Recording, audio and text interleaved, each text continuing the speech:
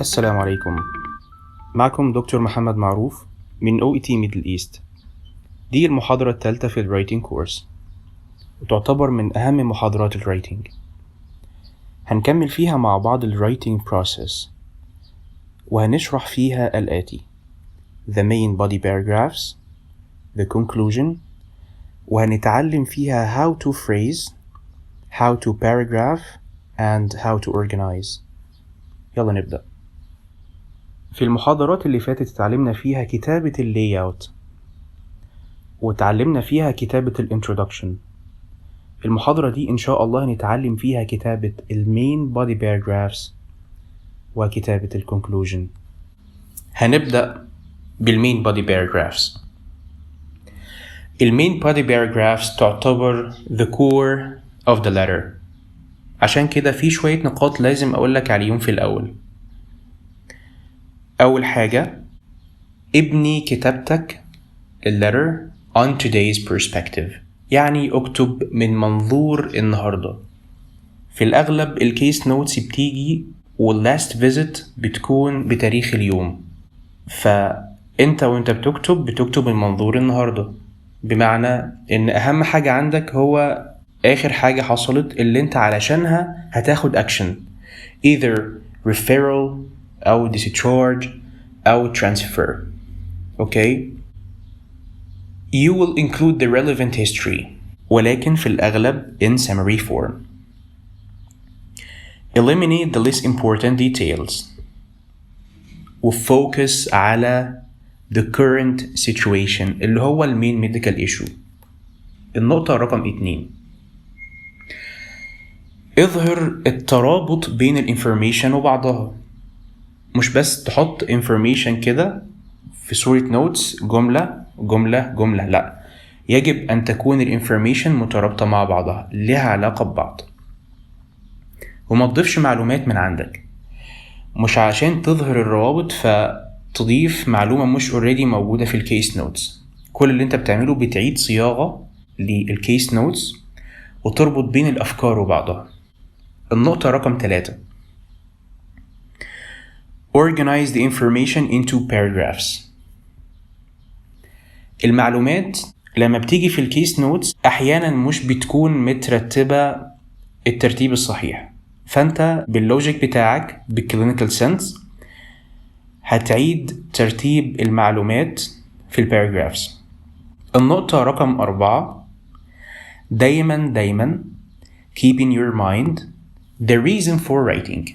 انت بتكتب الليتر دوت ليه؟ بمعنى فوكس دايما على المين ايشو اللي انت عشانها بتكتب الليتر، وفوكس على الريدر اللي هيقرأ الليتر، هو محتاج ايه علشان continue the care. النقطة رقم 5، do not just memorize the medical history. مش معنى ان هو medical history فيبقى less important، لا، دايما consider اللي الريدر عايز يعرفه واللي هو هيعمله بالinformation اللي هيقرأها. فأحيانا the social history is sometimes irrelevant، وفي أحيان تانية بيكون significant، مهم جدا للongoing care. مثال على دوت، في patient انت تعمله discharge من الهوسبيتال وهو مثلا عمل amputation وهو عايش لوحده، فانت بتهايلايت على الحتة ان هو he lives alone، فالنيرس هتعرف ان هو يحتاج further care ويحتاج support بصورة اكبر شوية من حد مش عايش لوحده. اوكي، فconsider اللي الريدر محتاج يعرفه عشان continue the proper care. النقطة رقم 6، في كتابتك ممكن تستخدم جمل بسيطة اللي هي بتكون عبارة عن subject, verb and object، جملة بسيطة، ولكن يجب عليك انك تستخدم جمل complex، وانك تميكس الليتر بتاعك ما بين الجمل السيمبل والجمل الكومبلكس علشان to show your ability of writing. النقطة رقم 7، لو في عندك جمل طويلة كتيرة فيفضل انك تقسمها into smaller sentences. وشيل منها المعلومات irrelevant علشان to have control over your writing. إنك to have control over your writing دي حاجة مهمة جدا جدا علشان تتفادى الأخطاء في الكتابة، سواء في الفوكابلري أو في الجرامر أو حتى في الأورجانيزيشن بتاع المعلومات. النقطة رقم 8، لو في عندك many short sentences يفضل إنك تربطهم ببعض. أوكي، استخدم connectors علشان تربط الجمل دي ببعضها وتظهر الجملة بتاعتك في صورة complex، عشان يظهر للريدر إنك you have the ability to write a good sentence. النقطة رقم 9، حاول بقدر الإمكان إن المين ايشو في كل باراجراف تكون واضحة، وانت كتابتك للليتر بتدور حوالين المين ايشو، فما تخليهاش تتوه وسط supporting details. The supporting details يعني are important as well، بس برضو ما تخليش المين ايشو تتوه في وسطهم. اوكي. النقطة رقم 10، make sure ان كل paragraph بيغطي either one time period فترة زمنية معينة or one theme. بمعنى a one time period ممكن تكون the initial visits، مثلا فترة من كذا لكذا البيشنت جه فيهم وكان فيها 1 2 3، فدي one time period. اوكي، فالباراجراف دوت هيحكي عن البيريد دي. او مثلا the most recent visit، فانت في الباراجراف دوت هتحكي عن البيريد اللي هي the last visit او most recent visit. او فترة الhospitalization. اوكي، الفترة اللي كان فيها هو hospitalized انت بتحكي فيها في الباراجراف دوت، فخلي الباراجراف بتاعك دوت يكون ليه one time period او one theme اللي هي one idea، اللي هو مثلا discharge plan. اوكي، دي فكرتها. الباراجراف دوت بيتكلم عن discharge plan او بيتكلم عن medical history والcurrent medication. اوكي، فكل باراجراف يجب ان يحتوي على either one time period او one theme. فده بقى ممكن يكون one point of a single idea with supporting evidence او several points of a single idea or event. النقطة رقم 11 والأخيرة، في كتابتك للجمل الجملة اللي فيها the most important information يجب أن تأتي أولا، والجملة التي تحتوي على the next most important information تأتي ثانيا، وهكذا. أوكي، دلوقتي تعالوا نتعلم مع بعض مما يتكون الباراجراف، إزاي تستراكشر الباراجراف بتاعك. أول حاجة، الباراجراف يجب أن يحتوي على topic sentence. التوبيك sentence دي اللي هي أول جملة بتكون موجودة في الباراجراف، اللي هي بتintroduce the reader to the main idea of the paragraph. رقم 2 supporting sentences. إذن إحنا عندنا topic sentence، رقم 2 عندنا supporting sentences اللي هي ما يأتي بعد topic sentence، بتسبورت sentence دي بinformation بتوضحها أكتر. فدي ممكن تكون عبارة عن either بقى patient history، عن symptoms، عن treatment، عن فترة هو قضاها مثلا admission، عن recovery، وهكذا. المعلومات دي انت بتاخدها من الكيس نوتس، بتاخد الكيس نوتس بتكتبها in full sentences زي ما شرحنا في المحاضرة اللي فاتت، وانت السنتنس دي انت هتاخدها تكتبها in your own words. فعشان تكتبها in your own words بتعمل لها حاجة اسمها paraphrasing، اللي هي بتغير تعمل nominalization، يعني change the verb into nouns adjectives to nouns، أو تعمل لها denominalization. أوكي، ممكن تستخدم synonyms برضو علشان تظهر your ability of writing إنك كتبت in your own words.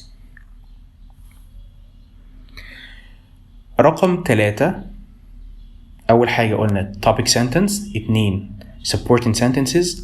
رقم 3 بقى اللي هو signal words أو ال connectors اللي هي بتظهر الروابط بين المعلومات وبعضها. ال signal words دي أمثلة عليها بتكون مثلا عن حاجات بتتكلم عن التايم، مثلا at that time, on review today, on consultation today, recently, over the past 3 weeks, 2 weeks later, on his next visit, during كذا كذا, since that time, initial examination, on التاريخ مثلا تاريخ معين. signal words بتتكلم عن اللوكيشن زي مثلا during hospitalization, initial examination at my clinic revealed, an examination. عايز مثلا تضيف information أكتر in addition أو additionally, apart from this. connectors اللي بتوضح بيها التناقض however, despite, although. connectors اللي بتحكي بيها عن result therefore, consequently, as a result, for this reason. لما تيجي تعمل emphasis please note. أما تتكلم مثلا عن subject معين in terms of her social history with regard to her medication based on the blood test results regarding his medical history, his examination shows, the risk factors include. تيجي تتكلم مثلا عن advice it's important to, I recommend that, please ensure that. اوكي، دي أمثلة للsignal words واحنا هنشرحها في محاضرات الجرامر القادمة إن شاء الله. الفكرة في الsignal words أو connectors زي ما قلنا إن هي بتخلي الباراجراف smooth، يعني في coherence، ترابط بين المعلومات وبعضها، فتقرأها بسهولة أكتر، مش معلومات كده كل معلومة محطوطة في ناحية ومفيش ترابط ما بينهم وبين بعض. فالباراجراف structure رقم 1 topic sentence، رقم 2 supporting sentences، رقم 3 signal words أو connectors. طيب احنا already كتبنا باراجراف، اوكي، ايه هو الترتيب الأمثل للباراجرافز؟ احنا عملنا مثلا باراجراف عن topic معين أو event معين أو period معينة، اوكي وcoherent وكله زي الفل. طيب هنحطه بقى فين في اللتر؟ في الأول، في النص، في الآخر؟ فدلوقتي بقى أنا هقولك إزاي ترتب الباراجرافز. في عندنا طريقتين إنك ترتب بيهم الباراجرافز وتstructure the letter. أول طريقة هي الطريقة Thematic اللي هي بترتب in order of importance. The most important paragraph أو the most important situation هو اللي بيتحط في الأول، ثم يتلو ال less important وهكذا. فالترتيب في الحالة دي بيكون أول paragraph، أول main body paragraph بنتكلم فيه عن the most recent situation، بالأخص ال urgent cases. the most recent situation اللي هو أصلا أنت على أساسه أخدت action إنك تكتب اللتر دوت، فهو أكيد the most important situation in the letter.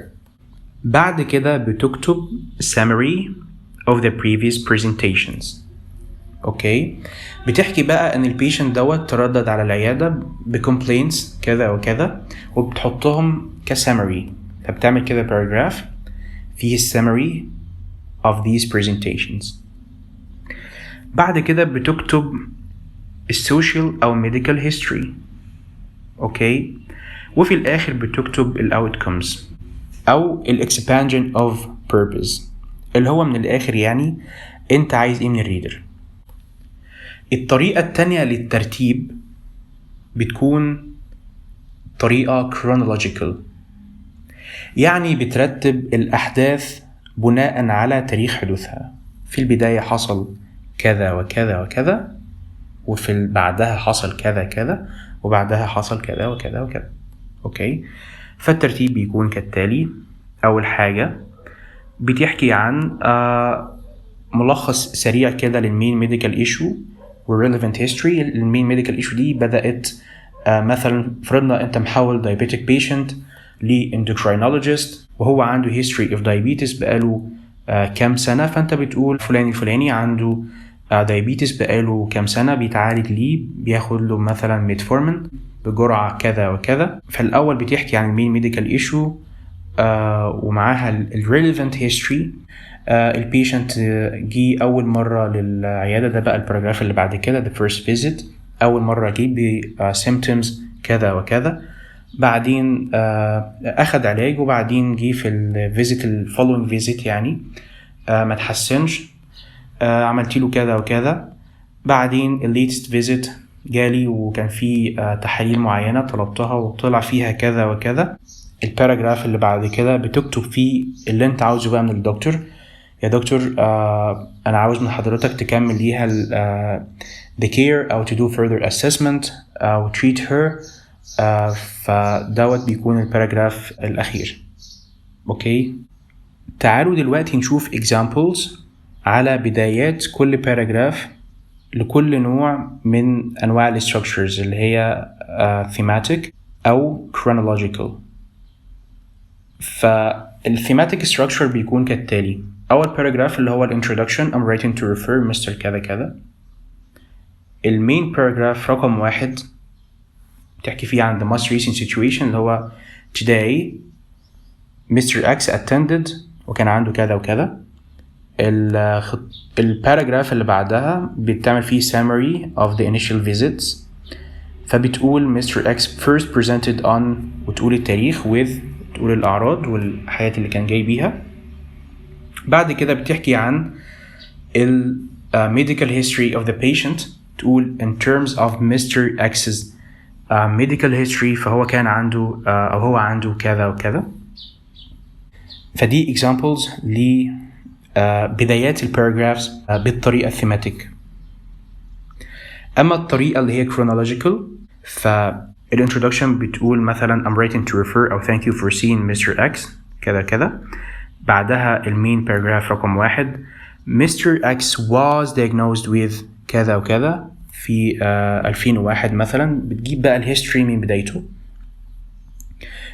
وبعدين كان بياخد ليه ميديكيشن كذا وكذا. طبعا كل ده ليه علاقة بالمين ميديكال ايشو.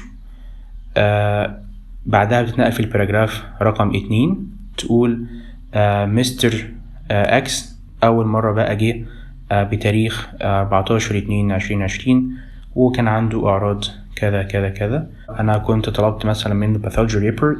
وفي الباراجراف رقم 3 بقى بتحكي بقى التحليل دوت طلع فيه a pathology report received on 5/3/2020 showed وتقول فيه الفايندينجز الموجوده في الريبورت دوت. اوكي، فدي امثله لكل طريقة من طرق ترتيب الباراجرافز.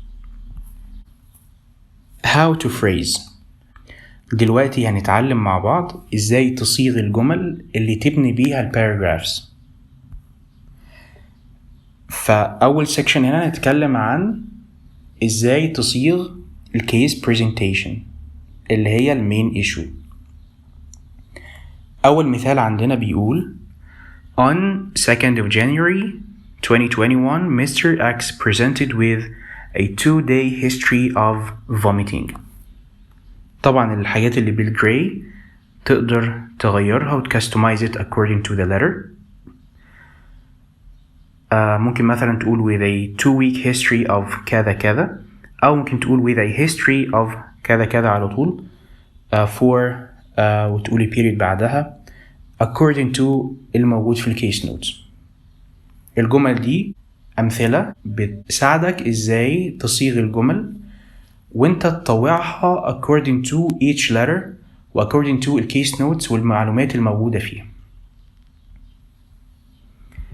المثال اللي بعد كده On 1st of April 2021 Mr. X presented at my clinic complaining of constipation for the previous 4 days.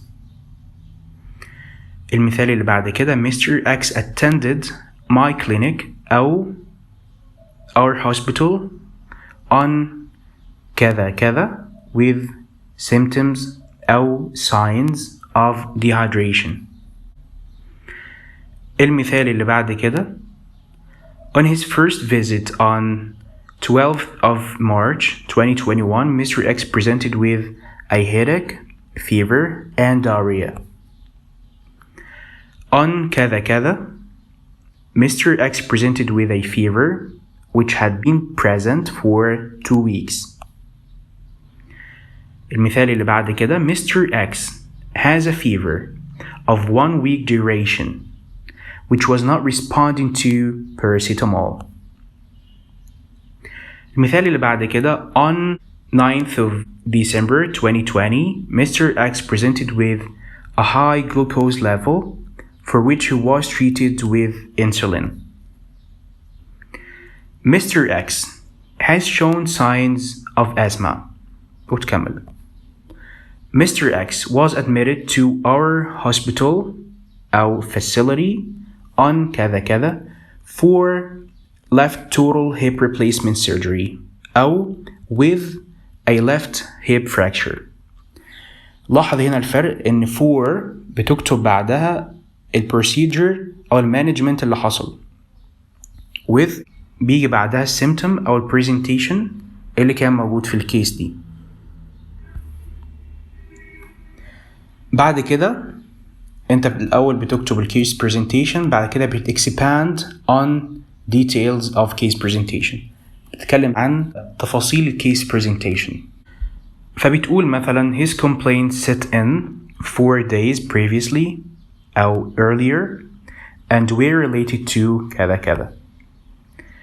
ممكن تقول he was وبعدين بتقول بعدها الادجective feverish, jaundiced, irritable، أو تقول he felt وبعدها الادجective feverish, jaundiced, irritable، وهكذا. المثال اللي بعد كده ممكن تقول he reported experiencing diarrhea that had started 5 days earlier، أو he reported no history of كذا كذا، أو ممكن تقول he demonstrated أو expressed his concerns regarding كذا كذا. في حالات letter of discharge ممكن تقول on admission he was experiencing كذا كذا. اوكي، تعالوا نشوف ازاي بنصيغ examination. فممكن تقول his physical examination revealed كذا كذا أو showed كذا كذا، أو ممكن تقول on examination there was كذا كذا and كذا، أو upon examination he had كذا كذا، أو he showed كذا كذا on abdominal examination, chest examination، وهكذا. أو تقول كذا كذا was noted on chest auscultation، مثلا crepitations were noted on chest auscultation. المثال اللي بعد كده ممكن تقول the examination was unremarkable أو uneventful، يعني ما كانش فيه أي مشاكل except for ما عدا أو apart from كذا كذا and كذا. ممكن تقول his vital signs were كذا كذا، أو vital signs were unremarkable apart from فيما عدا كذا كذا. أو ممكن تقول assessment of vital signs revealed a respiratory rate of 28, heart rate of 90, and blood pressure of 150/100. إزاي نصيغ جمل نعبر بيها عن الانفستيجيشن؟ ممكن نقول his blood tests showed a decreased level of thrombocytes and an elevated level of D-dimer. Blood tests revealed that his كذا كذا was normal, but كذا كذا was slightly elevated at كذا كذا. His blood tests showed an ESR of 43 and CRP of 18. His ESR was كذا كذا and CRP was كذا كذا. His ESR was raised at 49.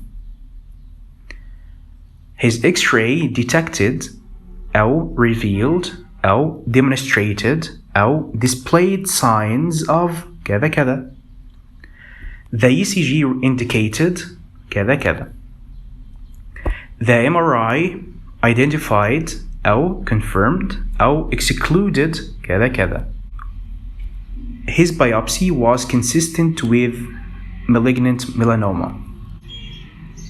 تعالوا نشوف إزاي بنصيغ المانجمنت. ممكن تقول Mr. X was prescribed أو was given أو was commenced on وتقول treatment. بعدها ممكن تقول followed by أو in addition to أو combined with وتقول بقية medication أو treatment. ممكن تقول Mr. X was managed with وتقول treatment أو management. ممكن تقول كذا كذا اللي هو medication was prescribed أو given أو commenced أو instituted أو adjusted أو modified أو altered أو discontinued أو terminated. ممكن تقول Mr. X was treated for a chest infection with وتقول treatment. ممكن هنا تقول كذا كذا was performed مثلا procedure. ممكن تقول he underwent أو had an appendectomy. ممكن تقول in addition to his usual treatment for كذا كذا he requires كذا كذا. في أمثلة the discharge letter ممكن تقول during his hospital stay Mr. X was given كذا كذا and كذا. أو during hospitalization Mr. X received كذا كذا and كذا. ممكن تقول I advised him on وتقول الادفايس بتاعتك أو advice on كذا كذا was provided. ممكن تقول a discussion regarding كذا كذا was conducted. ممكن تقول he was instructed, advised, encouraged to وتقول بقية الكلام to كذا كذا. ممكن تقول he was given advice on كذا كذا أو he was counseled on كذا كذا أو كذا كذا was discussed, recommended or suggested. ممكن تقول كذا كذا was requested or ordered. ممكن تقول مثلا a follow-up appointment was scheduled أو arranged. طيب إزاي بتصيغ routine medications؟ ممكن تقول his current medications are كذا كذا أو include كذا كذا. ممكن تقول he also uses كذا for كذا أو his disease معين is controlled by كذا كذا وتقول medication. طيب إزاي تتكلم عن effective treatment؟ ممكن تقول he has responded well to وتقول medication أو his condition responded well to وتقول medication. أو ممكن تسبيسيفاي condition دي كمان ودوت كل ما تسبيسيفاي أكتر كل ما يكون أفضل في الرايتنج. ممكن تقول الcondition مثلا كذا كذا was not relieved by medication معين أو after كذا كذا his medication was changed to كذا كذا. ده لما تيجي تحكي عن تغيير medication according to symptom أو complication معينة حصلت فدي بتصيغها بالصورة دي. He was commenced on diazepam 5 milligrams which has recently been increased to 10 milligram. medication معين dose was increased to كذا كذا. هنا مثلا بتقول الميديكيشن اسمه dose was increased to كذا كذا أو كذا كذا was managed with an increased dose of كذا كذا أو كذا كذا was not relieved by وتقول الميديكيشن. إزاي تكتب عن الريكفري؟ ممكن تقول he has been able to كذا كذا with أو without assistance.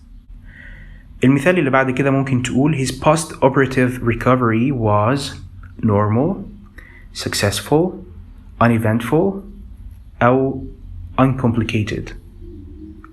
أو ممكن تقول during his post-operative recovery he وتكمل بقية الكلام. ممكن تقول in terms of his current condition he وتقول الحالة بتاعته. ممكن تقول currently he is hemodynamically stable with no respiratory issues and he is able to كذا كذا. ممكن تقول his condition has improved أو has deteriorated. ممكن تقول كذا كذا الكونديشن بتاعته is well controlled and he has become stable. ممكن تقول despite the treatment أو adherence to medication كذا كذا condition مثلا معينة persisted أو was not relieved أو there were no signs of improvement. Okay. إزاي بنصيغ summary of previous visits؟ ممكن نقول on previous visits over the past 3 months Mr. X has presented with كذا كذا. أو ممكن تقول Mr. X has presented on several occasions with كذا كذا أو complaining of كذا كذا over the past 5 months.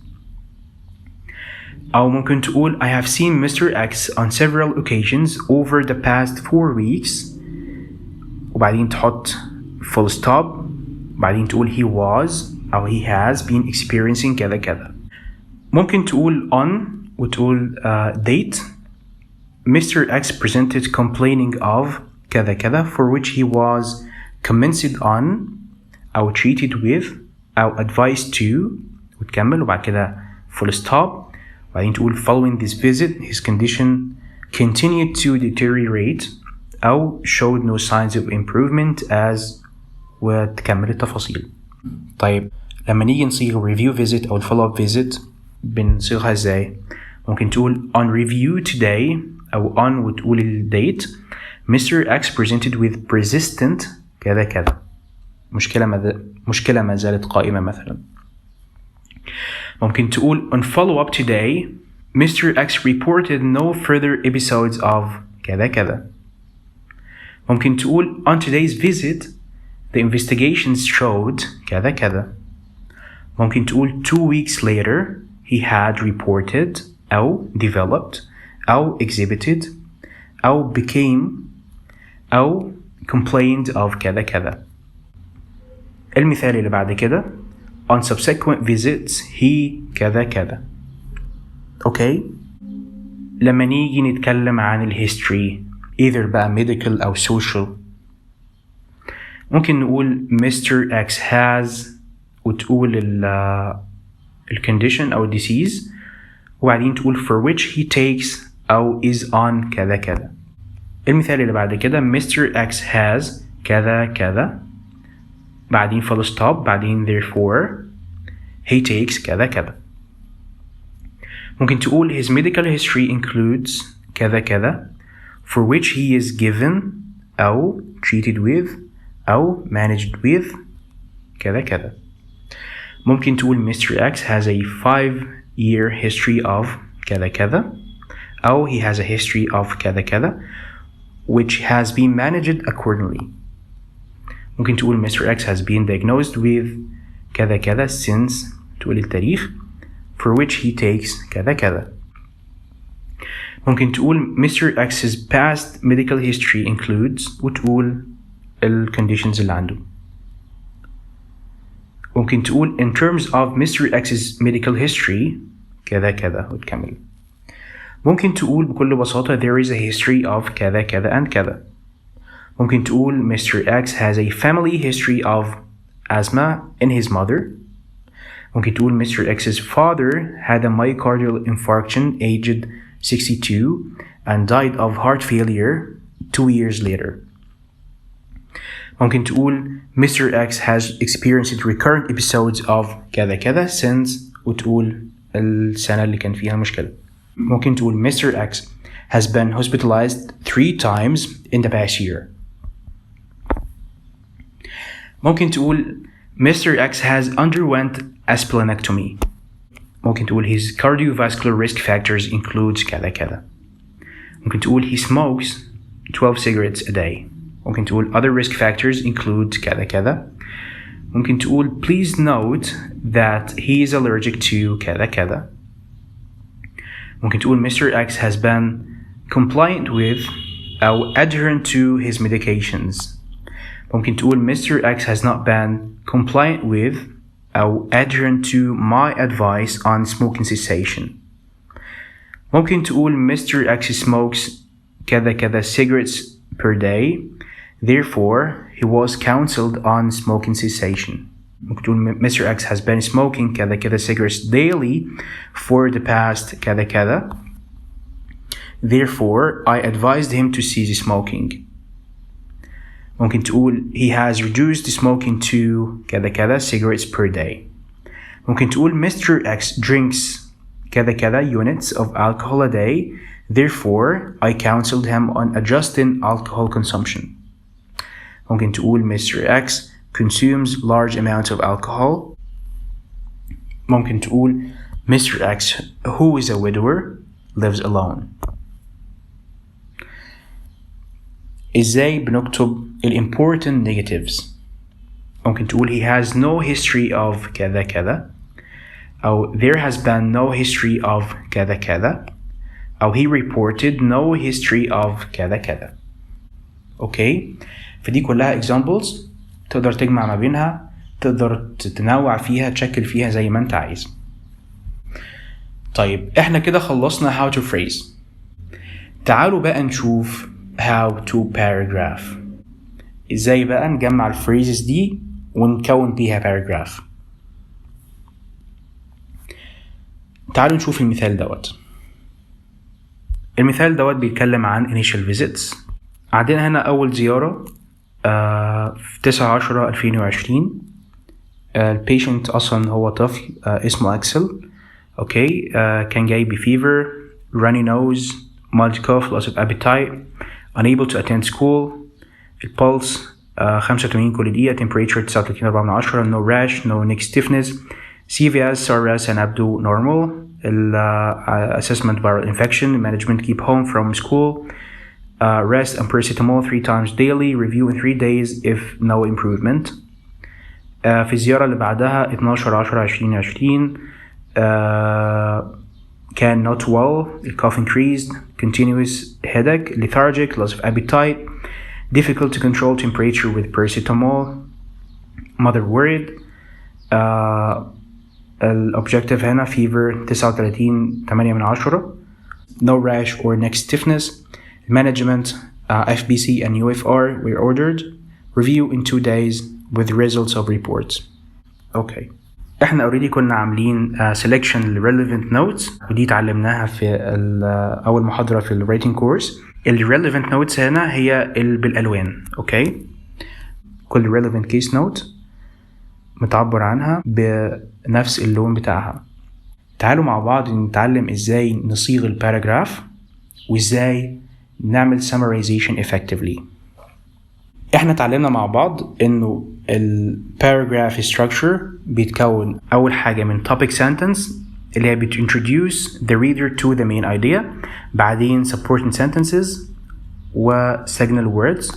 اوكي، في الحالة دي احنا هنا عندنا presentation بيبتدي ب subjective وفي objective وفي assessment وفي management. طيب المعلومات بداخل الباراجراف قلنا هنرتبها according to the most important وبعدين the next most important وهكذا. فالترتيب الأمثل واللوجيكال هو إن إحنا بنحط في الأول السبجكتيف وبعدين الأوبجكتيف وبعدين الconsequences. فتعالوا نشوف إزاي هنصيغ 2 initial visits زي كده. أول حاجة عندنا التوبيك sentence هي initially Axel presented to me on 9th of October 2020. دي topic sentence. طيب supporting sentences بقى بقية الكلام دوت كله دي supporting sentences with complaints of fever, runny nose, cough and loss of appetite. اوكي كده خلصنا subjective. تعالوا نشوف الobjective. طبعا temperature ان عنده fever. اوكي دي the most important. فنقول he was febrile ودرجة حرارته كذا كذا. He was febrile with a temperature of 39.4 and a pulse rate of 85 beats per minute. Okay? But there was no rash or neck stiffness. Okay. هو كان prescribed paracetamol 3 times daily ودي حاجة important وبعدين review in 3 days if no improvement. الزيارة اللي بعدها حصل فيها كذا كذا. تعالوا بقى نشوف الترانزيشن ده ازاي هنعمله. اوكي احنا قلنا لازم يكون في ترابط بين الكلام وبعضه. فتعالوا نشوف ازاي هنربط الفيزيت دي بالفيزيت دي. هنقول هنا however. اوكي هو اخذ العلاج دوت وما تحسنش. however his condition continued to deteriorate, okay, over the next 3 days as the fever could not be controlled by antipyretics or by paracetamol. Therefore, blood and urine tests were ordered. Okay, دي الصياغة الأمثل للباراجراف اللي بيتكلم عن الانيشال فيزيتس. أول حاجة بنكتب السبجكتيف بعدين الأوبجكتيف بعد كده الكونسيكونسز. تعالوا نشوف المثال اللي بعده. المثال اللي بعده بيتكلم عن today's visit.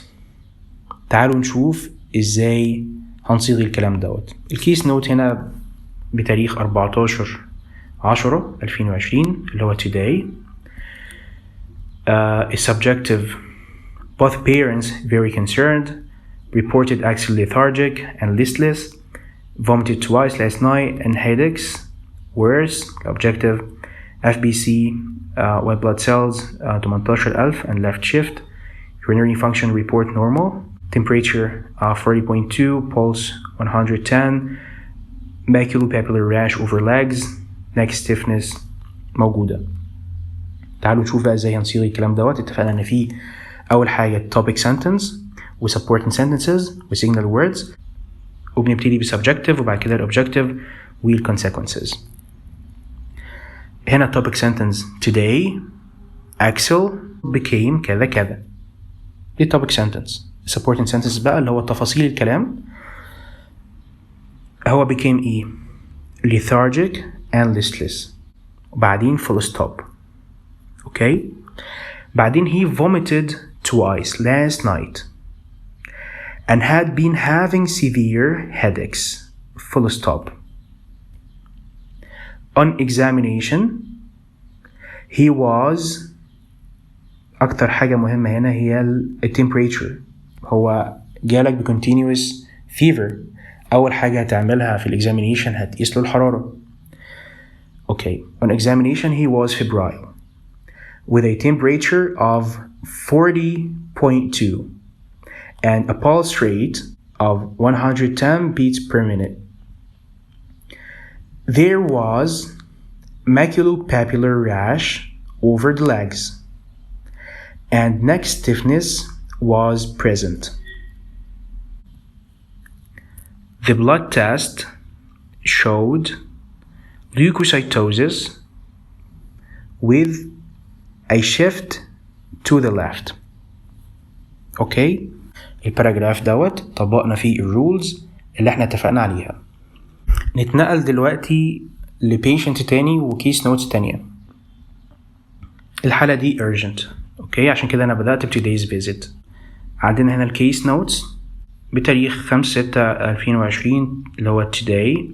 Subjective accompanied by husband very distressed, has lost most sight in both eyes, can make out light or dark shapes but unable to read or watch TV. Objective marked edema, upper and lower lids, white sticky discharge, unable to read eye chart. البلان هنا refer immediately emergency department. تعالوا نشوف ازاي هنطبق الرولز هنا. أول حاجة topic sentence. Today Miss Oliver presented with. بعد كده نكتب supporting details. with ايه بقى؟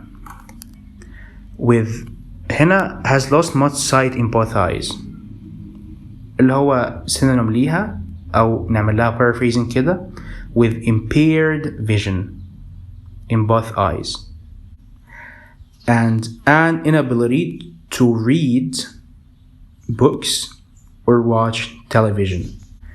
نحط full stop. بعد كده نكتب بقى ال objective. There was edema in both eyelids with white discharge. بعدين full stop. She could not read the eye chart. بس كده. طبعا حققنا فيها rules, topic sentence, support sentences وبعد كده signal words. اتكلمنا فيها الأول subjective وبعدين ال objective. ال consequences احنا already عملنا لها referral. اوكي. تعالوا نشوف ال initial visit هنكتبها ازاي. كانت بتاريخ 21/22.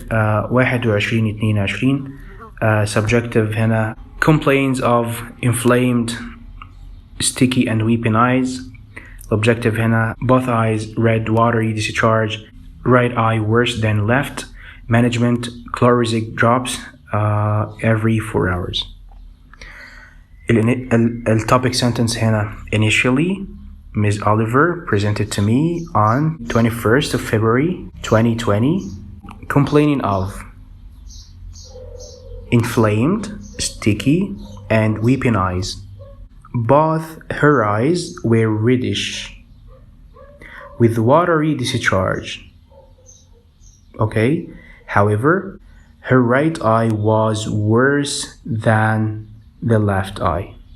Therefore, she was prescribed chlorosic drops every 4 hours. Okay, حققنا فيها rules. اتكلمنا الأول عن subjective، بعدين ال objective، بعد كده ال consequences. تعالوا نشوف ازاي هنكتب ال review visit اللي هي ال in between visit. هنا هي جت بتاريخ 3/23. اوكي. its subjective هنا no improvement to eyes, blurred vision. Objective edema of eyelids increased, marked conjunctival congestion. Plan chloramphenicol 0.5%, sterile 1 drop TID, bind tears 1 drop each eye every 4 hours. Review 2 weeks. Okay. أول حاجة topic sentence. On review 2 weeks later, Ms. Oliver had made no improvement. In addition, she had blurred vision with edematous eyelids and conjunctival congestion. Therefore, chloramphenicol was prescribed 0.5%, 1 drop 3 times daily, and bind tears 1 drop 4 hourly or every 4 hours. A review was scheduled after 2 weeks. Okay. كده خلصنا المثال دوت. تعالوا نشوف بقى ازاي هنكتب ال patient's history. الميديكال history بتاعها كان عندها thyroidism diagnosed February 2017, high blood pressure June 2019, medications thyroxine 1 milligram daily, Atacant 4 milligram daily, Fosamax 10 milligram daily, no known allergies. أول حاجة topic sentence. Ms. Oliver has been diagnosed with. تعالوا نشوف بقى. Thyroidism for 3 years and hypertension for 1 year. Her current medications are thyroxine 1 milligram Atacand 4 milligram, Fosamax 10 milligram daily. She has no known allergies. هنا اتكلمنا الأول عن الميديكال هيستوري وبعدها ال current medications و additional information. اوكي دوت مثال ازاي نصيغ باراجراف عن ال patient's history. كده خلصنا المثال دوت. نشوف المثال اللي بعده. دي حالة discharge letter. اوكي Can a diagnosis right partial rotator cuff tear presented with pain and weakness in the right shoulder, especially when lifting arm overhead, descending stairs at home, and asleep, falling onto a stretched arm. X-ray and MRI showed a partial rotator cuff tear. Orthopedic surgeon discussed surgery. Patient prefers to try non-surgical treatment. Date of admission, كذا كذا. Date of discharge, كذا كذا. Treatment, ibuprofen orally 4 times per day, cortisone injections, daily physiotherapy. تعالوا نشوف ازاي نصيغ دوت. أول حاجة topic sentence. Mrs. Callan was admitted to our hospital on تاريخ الادميشن. اوكي بعد كده هنتكلم عن supporting sentences. She was admitted with ايه بقى؟ with a diagnosis of right rotator cuff tear, okay, following a fall while descending stairs. بعد كده نشوف ال inpatient management. Although surgery has been suggested, she prefers non-surgical treatment. نتنقل بعد كده على ال medications. She has received ibuprofen and cortisone in addition to daily visits by a physiotherapist. اوكي هنا في الباراجراف بتاع الادميشن اتكلمنا الاول عن المين ايشو وبعدها الانبيشنت مانجمنت. المثال اللي بعد كده ازاي نصيغ باراجراف عن الديسشارج بلان. هنا عندنا الميديكال هيستوري يعني one item اللي هو عندها diabetes mellitus type 2 وماشي على metformin. Discharge plan needs a blood glucose level monitoring for hourly, may be elevated because of cortisone, needs assistance with shower and housework. Orthopedic review on 19th of November. أول حاجة هنا topic sentence. Mrs. Callan's medical history includes إيه بقى؟ type 2 diabetes mellitus for which she is on metformin 500 milligrams. However, الجملة اللي بعدها following her discharge she will require a regular monitoring of her blood glucose level which may become elevated due to administration of cortisone during hospitalization. She will require assistance in showering and home activities. As well as this, she is scheduled to be reviewed by an orthopedic surgeon on 19th of November 2019. هنا relevant history عبارة عن one item related to a request related to a discharge plan. فاحنا حطيناها في paragraph واحد. فكلمنا الأول عن patient history وبعد كده discharge plan. كده شفنا مع بعض أمثلة إزاي the paragraph. اوكي خدنا في الأول إزاي the phrase بعد كده خدنا إزاي the paragraph. تعالوا دلوقتي نتعلم how to organize the main body paragraphs according to the letter type. عندنا two organization styles زي ما اتفقنا. أول حاجة thematically اللي هو in order of importance والتاني style اللي هو chronologically in the order events happened. ايا كانت الطريقة اللي انت هتختارها في دول، فلازم يكون الباراجرافز بتاعتك تكون ليها clear structure والkey information prioritized, okay, with most important information early and supporting points later. ولازم يكون في logical flow of information within and between paragraphs. okay. أول ستايل هو thematic. بنكتب الأول most recent situation، بعدين summary of the previous presentations، وبعد كده بنكتب social أو medical history، بعد كده بنكتب outcomes اللي هو يعني بنعمل expansion of the purpose اللي هو عبارة عن request. الطريقة الكرونولوجيكال، أول حاجة بنحكي عن المين ميديكال إيشو والتاريخ بتاعها. دي ممكن included في الانيشال visit أو ممكن نعمل لها باراجراف لوحدها according to الكيس notes الموجودة. بعد كده بنكتب الانيشال visits، بعد كده بنكتب the most recent visit اللي هي today، بعد كده بنكتب عن ongoing care أو اللي أنا عاوزه من الدكتور يعني treatment أو assessment. تعالوا بقى نشوف كل نوع من أنواع الليترز والطريقة الأنسب لترتيب الباراجرافز فيها. أول نوع عندنا هو referral، وده بينقسم عندنا لنوعين، يا إما normal referral أو urgent referral.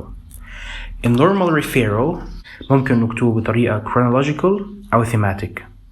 الطريقة chronological هنا أول body paragraph هنا هيكون the main medical issue والrelevant history، بعدين initial visits، بعدين the most recent visit اللي هي today، وبعد كده ongoing care treatment or assessment. أو ممكن تكتبه thematically زي urgent referral. urgent referral لازم يتكتب بصورة thematic زي كده. أول حاجة بتبتدي ب the most recent situation اللي هو today's visit، بعدها بتعمل summary of the previous presentations، بعدها بتحط social أو medical history، بعد كده outcomes وبتعمل expansion of the purpose. النوع اللي بعد كده اللي هو Discharge، وده بتطبق عليه الستايل الثيماتيك. فالباراجراف الأولاني بتتكلم فيه عن presentation on admission، الحالة on admission كانت عاملة ازاي، وبتتكلم فيه عن the initial management، ايه اللي اتعمل للحالة upon admission، سواء بقى surgery أو procedure معينة أو whatever. الباراجراف اللي بعد كده بتتكلم فيه عن during hospitalization زائد inpatient management. اوكي. بعد كده بتتكلم عن recovery current condition. medical and social history ممكن تكتبه مع الباراجراف اللي فوقيها أو اللي تحتيها على حسب الكيس نوتس والحالة اللي انت بتكتب عنها. وبعد كده بتكتب في الآخر discharge plan اللي هو الريكوست بتاعك. النوع اللي بعد كده اللي هو transfer letter، بنطبق عليه الستايل اللي هو الثيماتيك. بنتكلم الأول عن the main issue، بعدين current condition in detail، وبعد كده بنكتب عن social أو medical history. social أو medical history هنا بيكون مهم خاصة في حالات لما يكون انت محول البيشنت من جي بي لجي بي، فلازم تحكي له عن السوشيال ميديكال هيستوري، تعرفه بالتفاصيل. بعد كده بتكتب عن الترانسفير بلان او تريتمنت. النوع اللي بعد كده اللي هو الابديت ليتر، ودوت بنكتب فيه بطريقة كرونولوجيكال. اللي هو ابديت ليتر مثلا انت دكتور في مستشفى وبتكتب update letter للجي بي اللي هو بتاع البيشنت دوت، فبتعرفه بتفاصيل الحالة، فبتمشي فيها بصورة كرونولوجيكال. أول حاجة بتحكي عن المين ميديكال ايشو اللي هو أصلا البيشنت جاي علشانها. بعدين هنا the visits after the referral، البيشنت جالك في الفيزيتس أو اللي حصل له في الادميشن أو whatever. بعدين الريزلتس اللي ترتب على الفيزيتس دي، ايا كان بقى المانجمنت اللي انت عملته، الريزلتس هنا تحكيها له. بعدين بتكتب هنا الاونجوين بلان suggested للبيشنت دوت. آخر نوع هنا هو الريكوست. ده بنكتب بستايل هنا Thematic. أول حاجة بنكتب عن the main issue، بعدين the current condition، أوكي، وبعدين هنا social أو medical history، وهنا بيكون less important، ممكن تتغاضى عنه تماما لو عايز، ولكن أنت بتحكم على الsignificance بتاعته.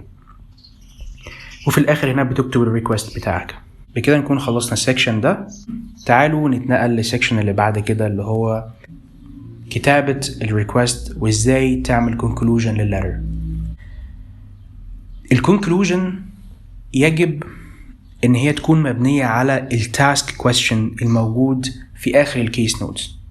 بمعنى الكونكلوجن لازم تكون customized، مش اسطمبة واحدة تتكتب في كل الليترز.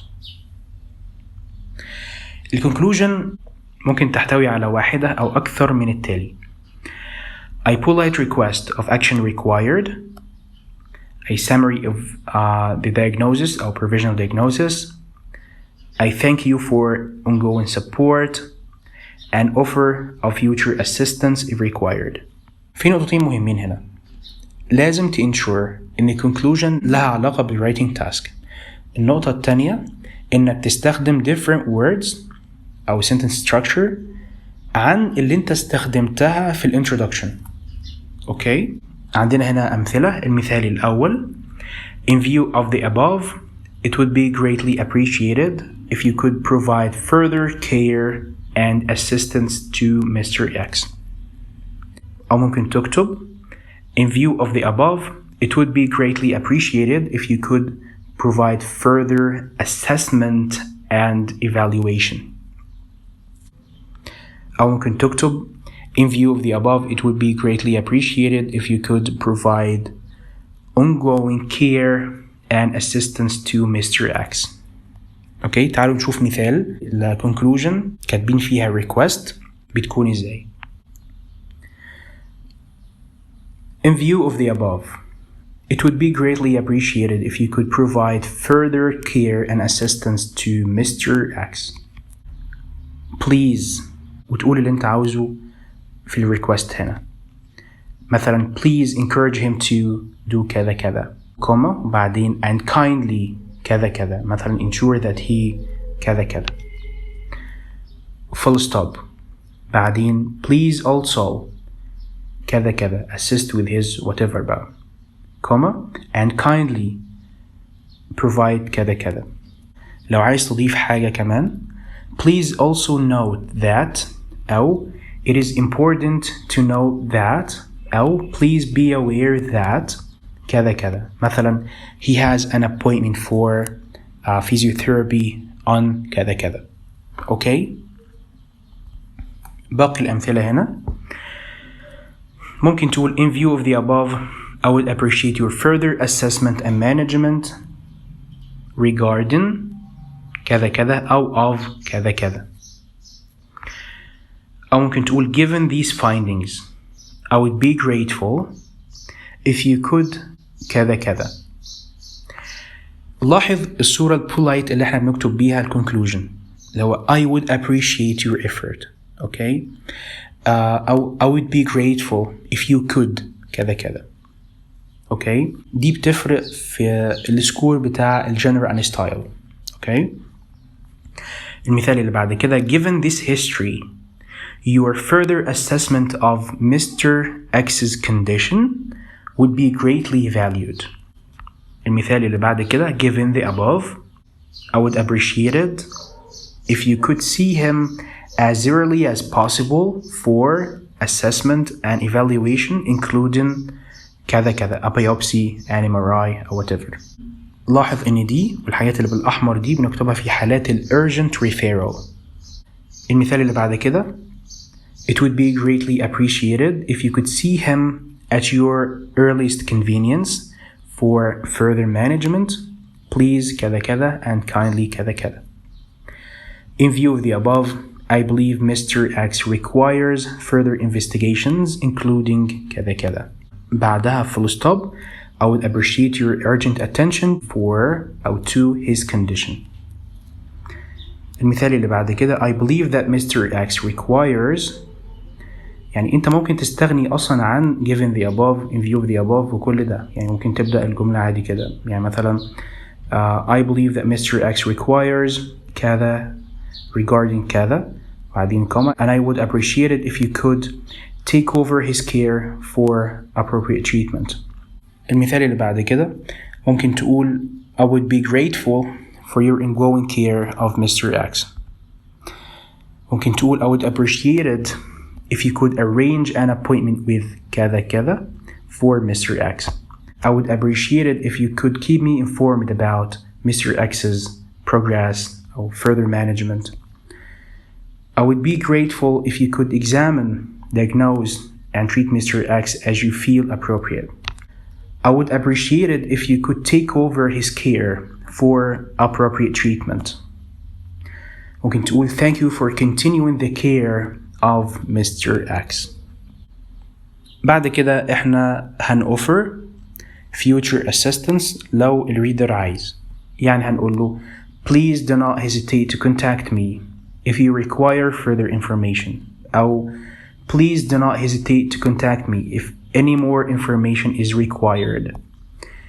أو if you have any further questions regarding Mr. X, please do not hesitate to call me. If you require further information, please contact me. Should you have any further queries, please do not hesitate to contact me. For any queries, please do not hesitate to contact me. Okay? دي أمثلة لكتابة requests, conclusion, and ending the paragraph. تعالوا بقى هنا نطبق بأمثلة ونشوف إزاي نكتب customized conclusion according to the writing task.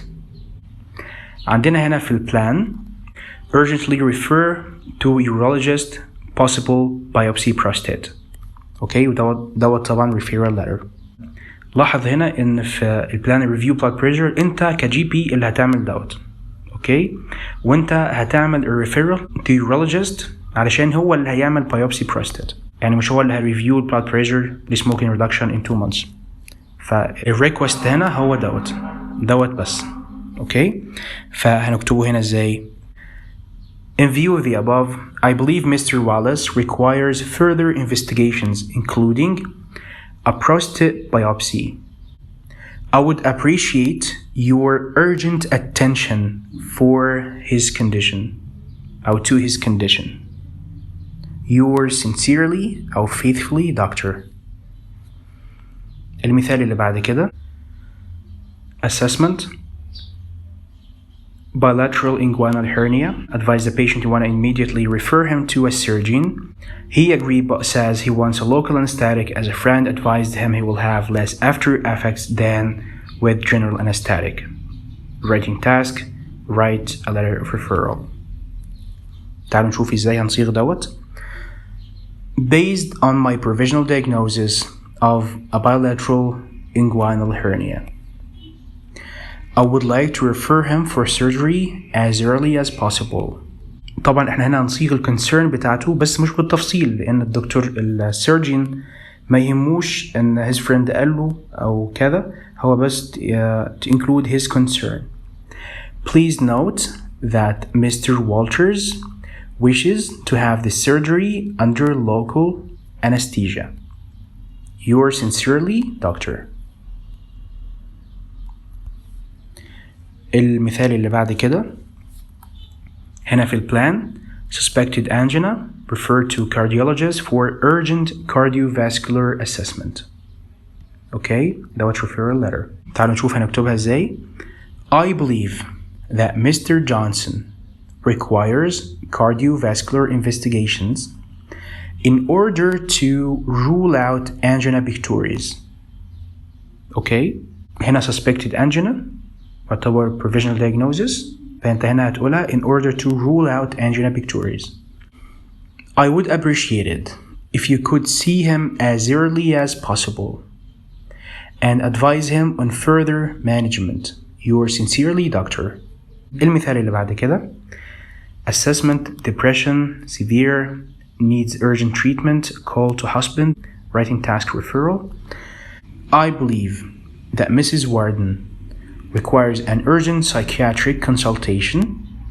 regarding her acute episode of depression, and I would appreciate it if you could take over her care for appropriate treatment. Yours sincerely, Doctor. بكده نكون خلصنا محاضرة النهاردة. إن شاء الله في المحاضرة القادمة هنطبق فيها عمليا اللي اتعلمناه في المحاضرة دي والمحاضرات اللي فاتت على كل نوع من أنواع الليترز، هكتبه بالتفصيل من البداية للنهاية. أترككم في رعاية الله، والسلام عليكم ورحمة الله.